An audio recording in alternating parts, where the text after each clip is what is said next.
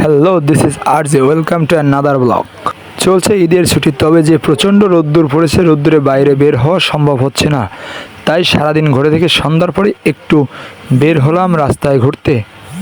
আর গতকালকে গিয়েছিলাম বাসার পাশেই একটা মাঠ, সবুজ সংঘ মাঠ নামে যেটা পরিচিত। সেখানে সন্ধ্যাবেলা অনেকগুলো দোকান বসে, অনেকগুলো ফাস্টফুড আইটেমের দোকান রয়েছে, চটপটি, ফুচকা, আরও অনেক কিছু রয়েছে। আর গরমকালে সবুজ সংঘ মাঠে অনেক লোকজন আসা যাওয়া করে, কারণ গরমকালে অনেক বাতাস বয় এই মাঠের এখান থেকে। আর সেই বাতাস উপভোগ করতে আমিও আমার বন্ধু চলে গেছিলাম সবুজ সংঘ মাঠে। সেখানে যেয়ে দেখলাম একটা কাকা এখানে চটপটি বানাচ্ছে। তাই আমি আর আমার বন্ধু মিলে 1 প্লেট চটপটির অর্ডার দিয়ে দিলাম। দেখি চটপটিটা কেমন হয় আর কেমন বানায় সে। আর চলছে ঈদের ছুটি, তাই এমনি দিনের তুলনায় গতকালকে ভিড় একটু বেশিই ছিল এই সবুজ সংঘ মাঠে।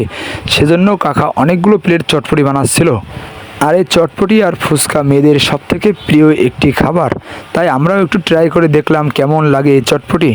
সো আপনারা দেখতে থাকুন, আশা করি ভিডিওটি অনেক ভালো লাগবে।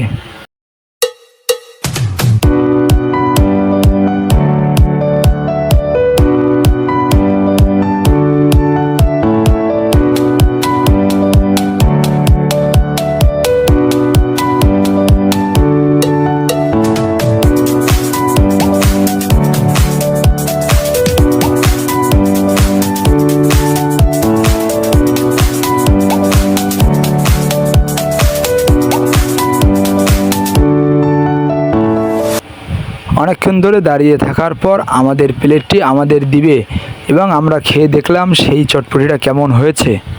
চটপটিটা মোটামুটি ভালোই হয়েছে। চটপটি খাওয়া দাওয়া করে আমরা সবাই মিলে চলে গেলাম নতুন রাস্তা মোড়ে, যেখানে বসার জন্য একটি খুব সুন্দর প্লেস বানিয়েছে বর্তমানে।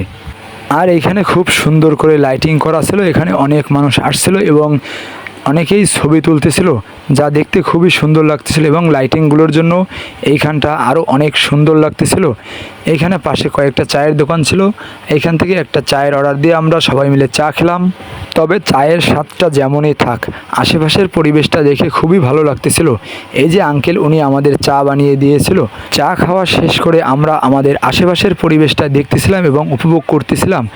এইখানে অনেক অনেক মানুষ ছিল। আর লাইটিংয়ের জন্য সবাই একটু ছবি তুলতেও ব্যস্ত ছিল। আপনারাও সবাই আসতে পারেন, এই জায়গাটি দেখতে পারেন এবং উপভোগ করতে পারেন। সন্ধ্যার পরে আসলে এই জায়গাটি আরও বেশি সুন্দর লাগবে। সো আজকের ভিডিও এই পর্যন্তই। দেখা হবে অন্য কোনো ভিডিওতে, অন্য কোনো একটা নতুন জায়গায়। সেই পর্যন্ত সবাই ভালো থাকুন, সুস্থ থাকুন। আর নতুন কন্টেন্ট ক্রিয়েটর হিসেবে যদি আমাদের কন্টেন্টটি ভালো লাগে, একটি লাইক, একটি কমেন্ট করে মতামত জানিয়ে যাবেন। আপনাদের একটা লাইক, একটা কমেন্ট আমাকে আরও নতুন কন্টেন্ট বানাতে অনেকটা উৎসাহিত করে।